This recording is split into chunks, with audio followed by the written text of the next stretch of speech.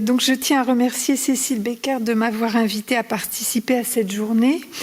Et donc mon exposé d'aujourd'hui s'appuie en grande partie sur les enquêtes ethnographiques que j'ai réalisées au Japon entre 2003 et 2016.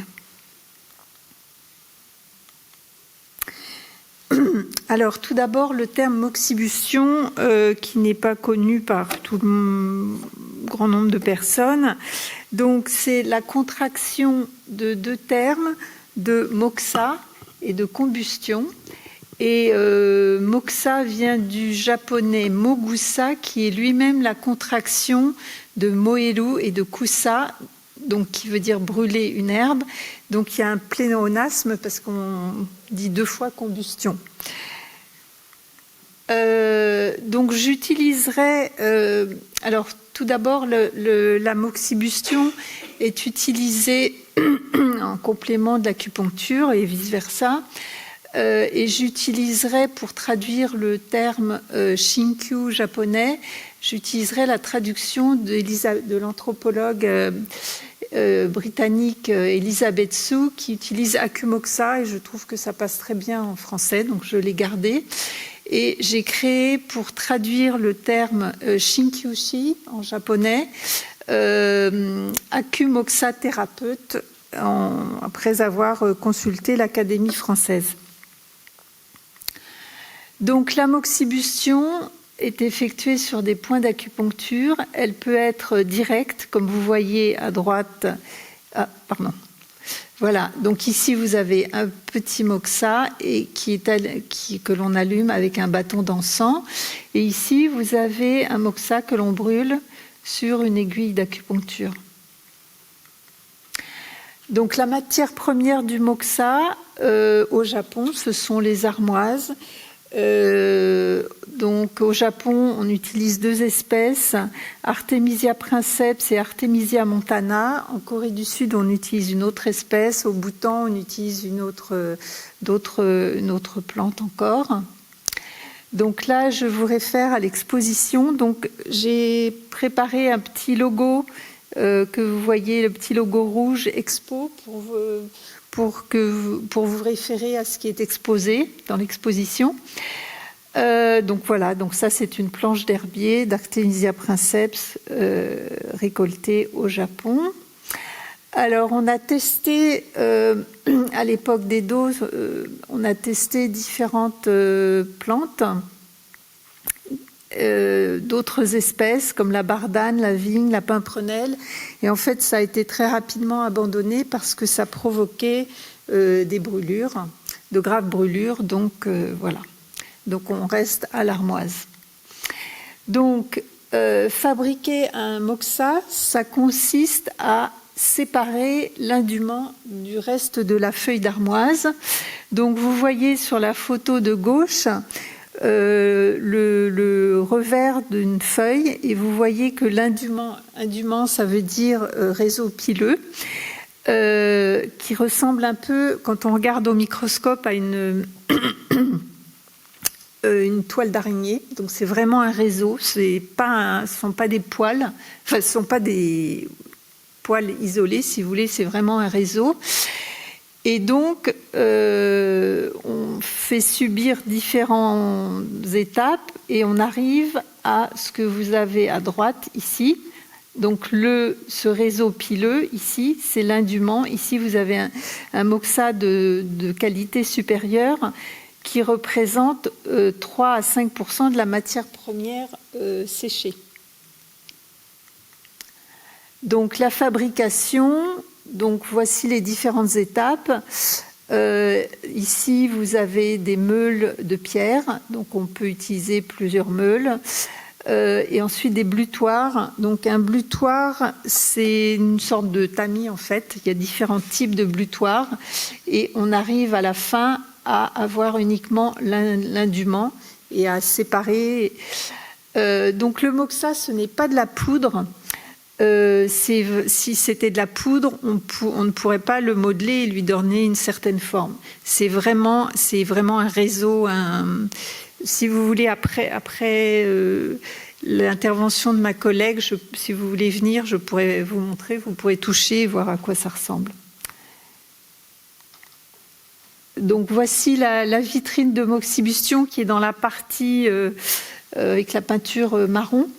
Et là, vous avez une vitrine, si vous avez visité l'exposition, vous avez une vitrine dédiée à la Moxibustion. Et ici, il y a des traités de Moxibustion. Donc dans les vitrines, vous avez ici une boîte qui contient, donc c'est une boîte une boîte d'échantillons pour les commerciaux qui viennent voir les professionnels, les acumoxathérapeutes, et donc sur au revers du couvercle, vous avez ici les tarifs. Donc par exemple, celui-ci correspond à celui-là et celui-ci correspond à celui-là. Donc ici, vous avez les feuilles séchées. Donc voici le détail des tarifs. Alors, donc en haut à gauche, vous avez le moxa de qualité supérieure, c'est-à-dire l'indument pur. Et donc, vous voyez que ça fait à peu près 840 €. J'ai calculé au taux de cette semaine. Et en bas à droite, vous avez du moxa importé de Chine qui n'est pas du tout le même prix. Ça représente 5% du montant du précédent. Mais on ne peut pas utiliser, donc par exemple ce moxa qui est moins cher, on ne peut pas l'utiliser en moxibustion directe parce que ça provoquerait des brûlures. Alors, les indications thérapeutiques sont tonifier le qi, ou le chi, enfin, selon comment on prononce, se maintenir en bonne santé, la prophylaxie. Donc, je vous donne ici quelques indications thérapeutiques que j'ai observées chez les acumoxathérapeutes chez lesquels j'ai étudié. Donc, vous voyez Hie Shos et Katakoli, ce sont des termes qu'on ne peut pas traduire en langue occidentale parce que ça ne correspond à aucun symptôme exact. Mais grosso modo, ça correspond à peu près à une raideur des épaules. Donc vous avez des douleurs, donc les rhumatismes, migraines, vertiges, les problèmes gynécologiques. Il y a la majorité des patients sont des femmes d'ailleurs.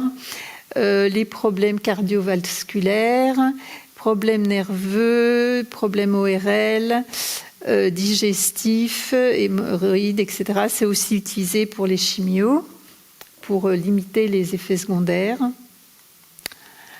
Alors, l'origine de la moxibustion est mal connue.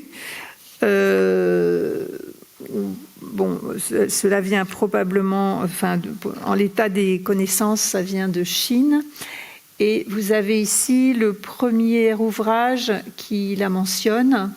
Donc, si on fait de nouvelles découvertes archéologiques, peut-être qu'on découvrira d'autres choses. Donc, ces deux ouvrages sont dans l'exposition. La moxibustion est antérieure à l'acupuncture et le sinologue japonais Yamada Keiji la date du IVe siècle avant Jésus-Christ. La moxibustion s'est transmise sur plusieurs axes. À l'ouest, du côté des routes de la soie. Donc là, on a la chance d'avoir dans l'exposition un traité de moxibustion en tibétain ici. Et vous avez de l'autre côté un traité de moxibustion dont on ne connaît ni l'auteur ici, ni l'auteur, ni le titre, puisqu'il est endommagé et qui est conservé au British Museum et qui a été étudié par Vivienne Lowe et Christopher Cullen. Donc vers l'est, vers le Japon via la Corée. Donc un certain nombre, 164 livres de médecine chinoise ont été envoyés du royaume de Koryo, donc la péninsule coréenne, en 561 après Jésus-Christ au Japon. Et le premier livre conservé que l'on ait est Ishimpo. Et là, on a une date de publication, il date de 984 et il y a un chapitre consacré à l'Akumoxa. Donc, il y a une grande diversité de pratiques. Il y a des rituels bouddhistes. Et les pratiques médicales sont aussi très diverses parce qu'il n'y a pas une seule école, il y en a beaucoup. C'est ce qui complique les choses et ce qui fait que l'Akumoxa a eu du mal à résister à l'introduction de la médecine, de la biomédecine au Japon. Et d'ailleurs, je voulais préciser que donc j'ai oublié de vous dire, oui. Pendant la période que j'ai étudiée, c'était assez intéressant parce qu'en fait, entre 2010 et 2016, il y a une coexistence au Japon d'un grand nombre de pratiques à la fois anciennes et modernes. Les pratiques les plus archaïques et désuètes, entre guillemets, continuent à être utilisées dans le Japon contemporain malgré deux attaques, l'une pendant la modernisation du pays à l'ère Meiji, c'est-à-dire à la fin du 19e et au début du 20e siècle, et l'autre sous l'occupation américaine qui a suivi la Deuxième Guerre mondiale. Et à cette occasion, l'amoxibustion a failli disparaître. Il y a eu un mécontentement général dans la population, d'autant plus que l'Akumoxa, c'était un des rares métiers que les aveugles ou les malvoyants pouvaient pratiquer. Donc les Américains ont reculé devant l'interdiction. Et puis ensuite, il faut signaler aussi qu'il y a vraiment un manque de soutien du gouvernement japonais. Les politiques de santé actuelles ne favorisent pas du tout l'accès à ce type de soins qui n'est pas remboursé par l'assurance maladie. Et donc, contrairement à la République populaire de Chine et à la Corée du Sud, qui ont une politique patrimoniale plutôt volontaire et qui ont fait inscrire l'Akumoxa au registre du patrimoine culturel immatériel à l'UNESCO en 2010 pour la Chine, comme on l'a vu ce matin, et l'encyclopédie Dongyi Bogam, qui est donc le trésor de la médecine orientale, qui est une sorte d'encyclopédie médicale, qui est enregistré au registre du Mémoire du monde de l'UNESCO en 2009. Donc le Japon n'a jamais essayé de patrimonialiser, ni même de valoriser sa tradition médicale, ni au niveau national, ni au niveau international, alors que l'artisanat japonais, les arts traditionnels sont très valorisés. Là, on voit donc les pratiques médicales. Donc on verra sont à la fois, on peut les voir dans les temples. Donc des temples, les moines ont un diplôme pour pouvoir exercer chez des praticiens, dont des akumoxa-thérapeutes, et puis en automédication. Donc les rituels bouddhistes. Donc celui-ci consiste à brûler un très gros moxa sur un plat en terre qui est posé sur la tête et qu'après on finit par soulever parce que sinon on se brûle le cuir chevelu, ce que j'ai fait parce que j'ai pas voulu le relever. Donc voilà, donc ça c'est près de Kyoto et donc ça a lieu 2 fois par an et pendant que le moxa brûle, donc il y a un moine qui récite des sutras. Donc ça, c'est dans le département de Toyama. C'est aussi une fois par an. Hitotsuya Eto, c'est-à-dire de la moxibustion, un seul point de moxibustion. Et donc là, donc ce sont aussi les moines qui pratiquent ça. Pour les femmes, c'est un seul point sur le genou droit et gauche pour les hommes. Donc c'est pas très loin du temple précédent, un très grand temple, très beau temple zen, Zuiryuji, et donc toujours dans le même département. Et là, donc, vous voyez que donc ici, ce que vous voyez là, c'est la même chose que ça, ce qui est dans l'exposition. Et donc voilà, donc là, les personnes sont alignées et les moines viennent faire, cette fois-ci, sur les deux genoux, enfin des deux côtés. Passons aux pratiques médicales. Ah, voilà, la vidéo s'est mise en marche. Donc voilà, la façon au ralenti de rouler le moxa. Donc ça paraît simple, mais quand il faut travailler vite et continuer, c'est pas si simple que ça. Si on le roule trop serré, ça peut faire des brûlures. Il faut vraiment avoir le coup de main. Donc là, vous remarquerez la position de la patiente. D'habitude, chez les autres acumoxathérapeutes, les patients sont allongés sur la table. Donc vous voyez que il pose le moxa, il l'allume avec un bâton d'encens et en fait il fait 3 fois sur le même point. Bon là il fait plusieurs et après il va revenir, mais il fait 3 fois sur le même point. Ah, bon, un raté. Vous voyez que c'est pas si facile que ça.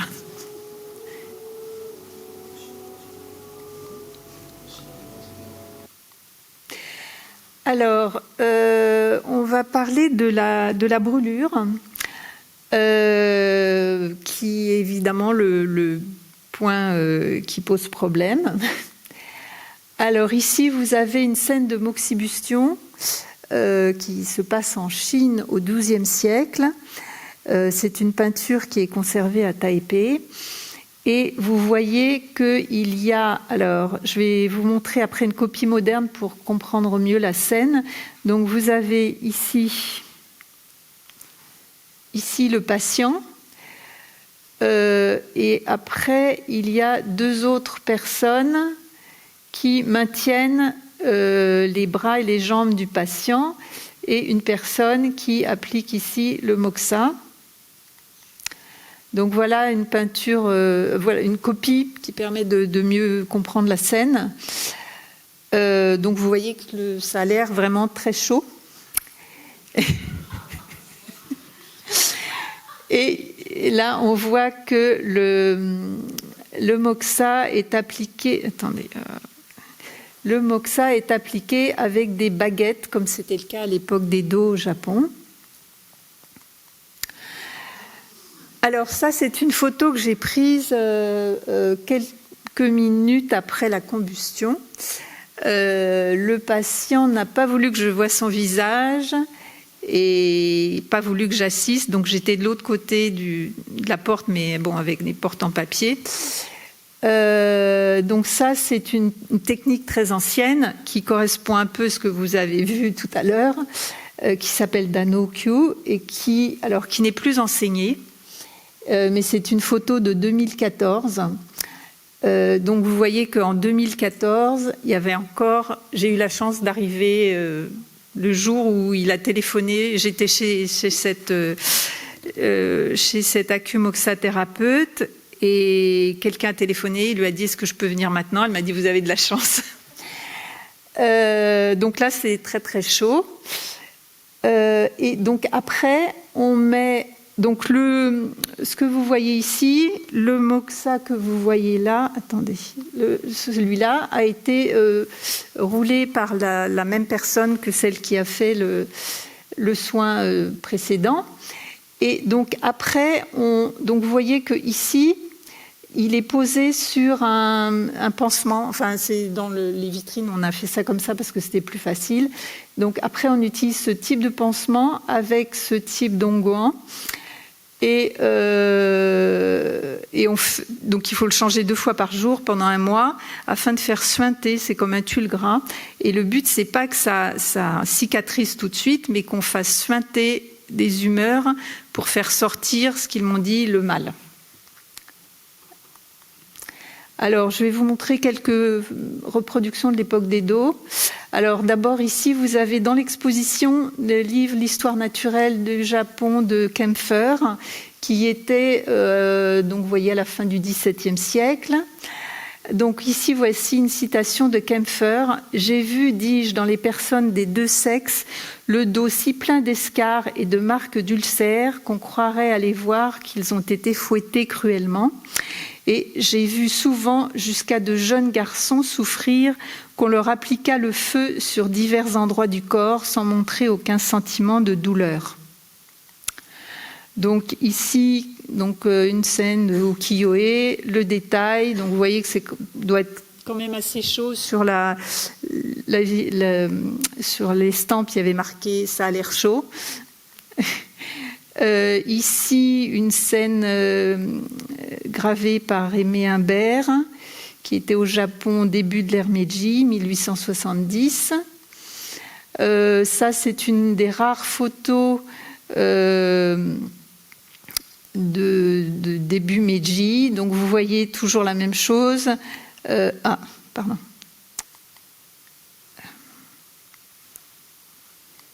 Donc ici, on applique les moxa dans le dos, et ici, le garçon, un moxa ici, et lui a l'air de trouver ça un peu chaud. Félix Régamet aussi, c'est dans l'exposition, vous pourrez voir. Alors, l'attitude par rapport à la brûlure est assez ambiguë dans la mesure où la moxibustion a servi bien sûr à soigner, mais aussi à punir. Donc les enfants qui n'obéissaient pas jusqu'à la Deuxième Guerre mondiale, et j'ai eu la surprise dans un questionnaire en 2016 d'avoir un étudiant qui me disait que son père l'avait puni avec des moxas en 2016. Enfin, peut-être qu'il l'a fait avant, mais bon, c'est quand même assez récent. À l'époque d'Edo, c'était aussi utilisé comme c'était dissuasif avant de passer au fer rouge. Et pour les moines qui ne respectaient pas les règles monastiques, donc on voit à propos du respect des règles sociales. Donc le japonologue Chamberlain en parle aussi, et il dit « Beaucoup portaient des brûlures sur le dos, souvenir des jours où ils ont été par trop méchants. Cette pratique n'est pas encore tombée en désuétude, et il a séjourné au Japon à la fin du 19e, début 20e. » Donc soigner, donc l'acceptation, donc à cette période, la brûlure était acceptée alors à l'époque on n'avait pas de moxa de l'indument pur parce que ça demande une certaine technique. L'accès aux soins était limité puisque la pharmacopée coûtait très cher, donc seuls les aristocrates pouvaient se permettre d'y avoir accès. Et pour certains, donc ce traitement que vous avez vu d'Anokyu, on le faisait 1 fois par an. Donc pour les gens avec des revenus limités, on en avait pour son argent, si je puis dire. Et donc il faut voir aussi que les corps n'étaient pas les mêmes, les modes de vie n'étaient pas les mêmes. Les personnes qui avaient un travail très physique, les agriculteurs, les pêcheuses de perles, les tireurs de pousse-pousse, etc., n'avaient pas la même sensibilité que nous qui sommes dans la climatisation, le chauffage, etc. Donc le contrôle de la brûlure se fait par la fabrication du moxa, c'est-à-dire en utilisant un moxa de bonne qualité avec de l'indument pur, et par la pratique. Ici, un acumoxathérapeute, celui que vous avez vu en vidéo, m'a fait un petit dessin où il montre qu'en fait, quand on... attendez. Ici, ça marche plus. Bon, bref. Vous voyez à gauche un moxa de bonne qualité. Le temps de combustion élevé est beaucoup plus court pour un moxa grossier. Donc la qualité est très importante. Le contrôle, alors, donc il y a de moxibustion directe et indirecte. Pour la moxibustion directe, vous avez différents types de moxa, chacun a un nom.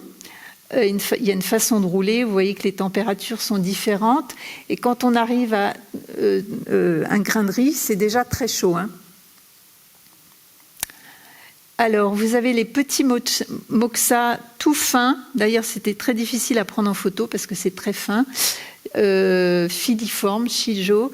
Donc là, quand c'est bien roulé, on a juste, ça fait comme une petite piqûre d'aiguille et ça fait juste une rougeur sur la peau, mais c'est difficile à rouler. Donc la pratique est un peu délicate. Donc là, j'ai testé sur ma main, en accord avec l'acumoxathérapeute. Je lui ai dit que je voulais comprendre. Donc sur une main, il m'a pris de la moxa de bonne qualité, bien roulée. Ça faisait une toute petite rougeur. Et sur l'autre, un moxa mal roulé. Et vous voyez que ça fait en fait un ulcère qui est beaucoup plus long, qui met, je ne sais plus, 2 semaines à cicatriser. Alors, il y a d'autres méthodes, par exemple celle-ci. Koshishi, c'est le nom du moxathérapeute. Elle arrive à contrôler sa température à 40 degrés, mais je dois dire c'est du grand art. C'est pas très facile à maîtriser. Et elle utilise en dessous, sous le moxa, elle utilise un espèce d'onguent elle dose l'épaisseur de l'onguent en fonction du poids, en fonction, c'est assez complexe. La moxibustion indirecte, donc pour éviter la brûlure, et comme ça devenait de plus en plus populaire et que les gens étaient réticents, les producteurs se sont mis à inventer d'autres techniques, donc de moxibustion indirecte. Donc vous avez une variété de supports. Donc ces deux-là sont dans l'exposition. Donc vous voyez à gauche, il y a une grille. À l'intérieur, on peut mettre un gros moxa. Et il y a une épaisseur de à peu près 2 cm entre le fond et la peau. À droite, c'est sur du sel. Donc vous voyez, c'est fait maison. C'est un acumoxathérapeute qui me l'a donné. Vous voyez d'autres méthodes maison. Ah, bon, bref, pardon. Alors ici, c'est un bâton de moxibustion et vous voyez qu'il y a une inscription Yakushi Nyorai, donc c'est le Bouddha de médecine ou le thérapeute. Enfin. Donc là, dans ce cas-là, c'est utilisé sur des tissus, donc il n'y a pas de brûlure directe sur la peau. Alors, il y a d'autres innovations. Daesaikyu, c'est un moxa qui est sur un support en carton. La température de combustion varie entre 45 et 50 degrés. Et donc, il y a d'autres innovations. Donc, on met sur des petites rondelles ou alors il y a même sans combustion. On arrive. Donc, ici à droite, vous enlevez la pellicule et au contact de l'air, il y a de l'armoise dedans et ça fait une très légère chaleur. Bon, après, l'efficacité n'est pas forcément... Je l'ai testé moi-même, je n'ai pas trouvé que c'était franchement efficace. Donc, il y a une entreprise qui s'appelle Sennenkyu, qui est un distributeur, qui a, pour faire face aux baisses des ventes, a mis en place une stratégie de marketing qui est très à droite, je dirais. Je suis admirative. Donc en fait, ils jouent à la fois sur la tradition. Donc dans leur publicité, ils parlent du mont Ibuki, qui était le centre de fabrication historique à l'époque d'Edo. Et puis sur la modernité, en conférant une image moderne un peu occidentalisée à la moxibustion.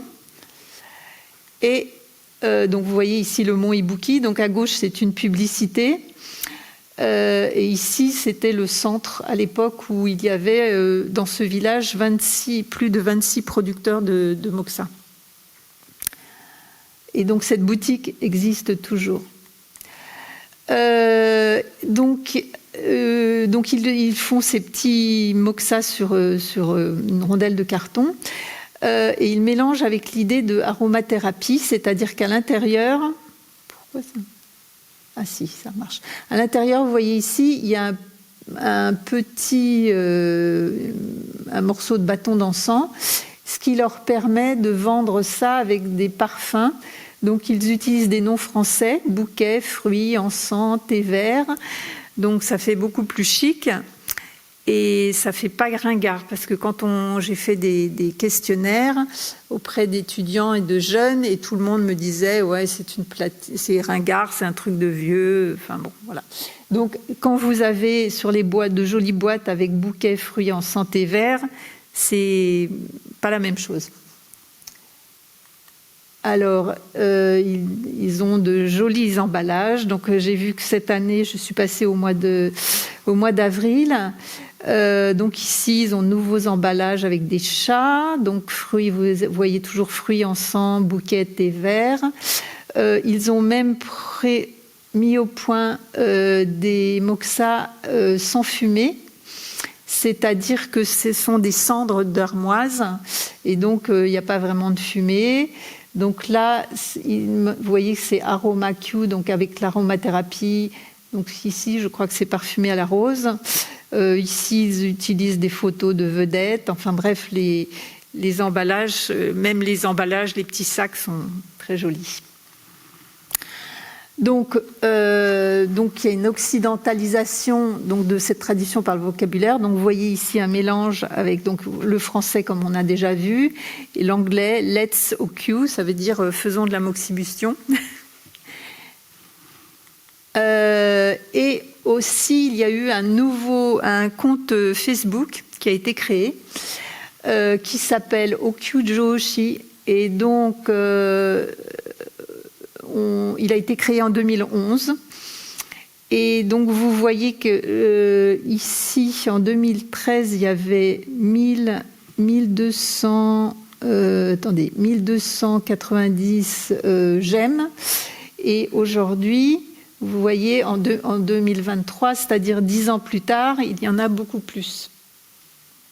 Et donc, ils en profitent pour faire de la publicité quand ils organisent des stages. Enfin bref, il y a des acumoxathérapeutes qui se mettent dessus. Il y a un peu de tout dessus. Donc, c'est une façon de faire de la publicité sans avoir à la payer. Donc, cette même entreprise a établi au centre de Tokyo, donc à Ginza, le quartier chic où il y a Louis Vuitton, etc., ces boutiques chics. Ils ont ouvert en 2010 ce qu'ils appellent un salon de moxibustion ou moxibustion room, en utilisant de l'anglais, du français, etc., qui est très très chic, qui n'est pas du tout comme les cabinets qui sont... pas forcément chic, enfin, il y a une table et puis... Donc là, c'est vraiment très chic, jolie décoration, les plantes, etc. Et vous voyez même, ils ont mis ici des verres dépolis avec des décors de feuilles d'armoise. Donc ce marketing semble efficace. Je me suis posé la question en 2010 si ça allait perdurer, mais visiblement oui. Le public, donc c'est généralement c'est fait pour attirer des jeunes femmes plutôt en milieu urbain. Donc vous voyez à gauche les emballages, les jolis les jolis emballages. Et ici il y a un livre. Donc vous voyez, on a repris le terme Okujoshi, donc c'est l'idée de femme, mais de femme qui se prend en main, qui est un peu forte. Donc ici vous avez Ichinetse, c'est-à-dire première année, c'est-à-dire débutante. Donc vous voyez qu'il y a sur la couverture, en général ils essayent de trouver une jeune fille un peu jolie pour servir de modèle. Vous voyez que c'est un cadre, c'est pas le tatami, c'est un plancher. On essaye de mettre avec une décoration, donc vous avez les plantes, un joli canapé blanc, etc. Enfin bref. Et donc, il y a beaucoup de livres qui sont donc sur la beauté, sur comment... voilà. Alors, il y a aussi un manga qui a été créé, donc ça, c'est une photo que j'ai prise dans la boutique, et il mentionne ici, il y a un petit papier sur le livre pour mentionner que les produits qu'ils vendent sont dans le manga, mais c'était le but. Donc ici, vous voyez le manga. Donc le produit, ça c'est une photo que j'ai prise dans le salon de Moxibustion, et vous reconnaissez ici le même brûle moxa. Alors, on observe aussi une sécularisation d'un rite bouddhique, celui que je vous ai montré tout à l'heure. Donc ça, c'était en 2015, et ça, c'était également en 2015, donc la même année. Donc ça, c'est dans la boutique Sennenkyu de Ginza. Et donc, il y avait juste deux, trois clients. Et ils ont fait le même rite, mais sans moine et sans sutra, évidemment. Alors, on peut se poser la question, est-ce qu'il s'agit d'un renouveau de la tradition ou de postmodernisme?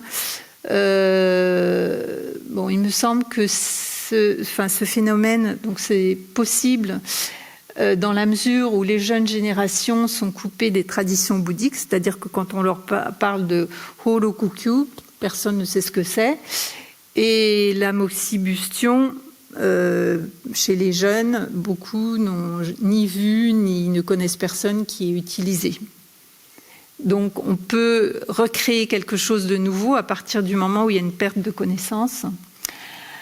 Et donc la conclusion, c'est que on observe un déclin de la moxibustion directe et une perte de savoir-faire des professionnels, parce que c'est vrai que ça demande, il faut vraiment pratiquer tous les jours pour arriver à très bien pratiquer. Et donc il y a un renforcement de la moxibustion indirecte, et donc on va vers une moxibustion sans trace ni brûlure. D'ailleurs, quand on va au salon, le salon de moxibustion de Ginza, on vous fait remplir un papier, je crois, comme quoi vous n'allez pas vous plaindre en cas de brûlure, etc., même s'ils font attention. Et il y a aussi, on observe une perte d'acuité des sensations, parce qu'en fait, chez les patients qui avaient l'habitude de venir très souvent, de faire beaucoup de moxibustion, des personnes âgées m'ont dit que en moxibustion directe, selon le point sur lequel vous faites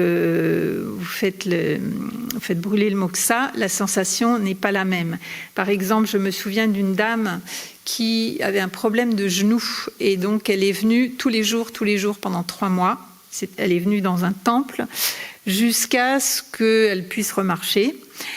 Et elle m'expliquait, elle me disait, à ce point-là, l'endroit où il y a un problème, ou je ne sais plus si c'était tendon, ou je ne sais plus ce qu'elle avait, là, c'est très, très, très chaud. Là, non, ça va. Et l'acumoxathérapeute faisait exactement la même chose sur tous les points.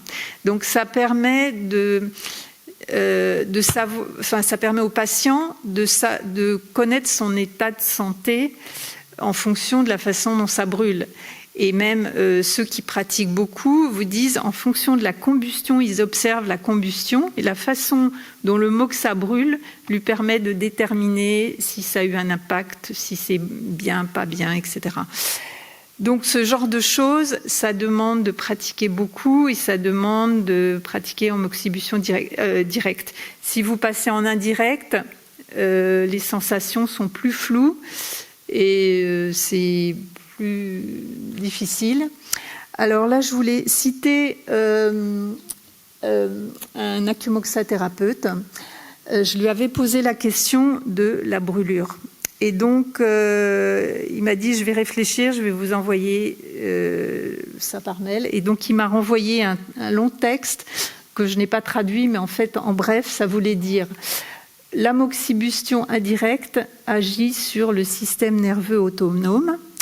L'amoxibustion directe agit sur le système nerveux autonome, mais en plus, elle agit aussi sur le système sanguin et sur le système immunitaire via la dégradation. Attendez, il m'a dit que je cite exactement ce qu'il m'a dit.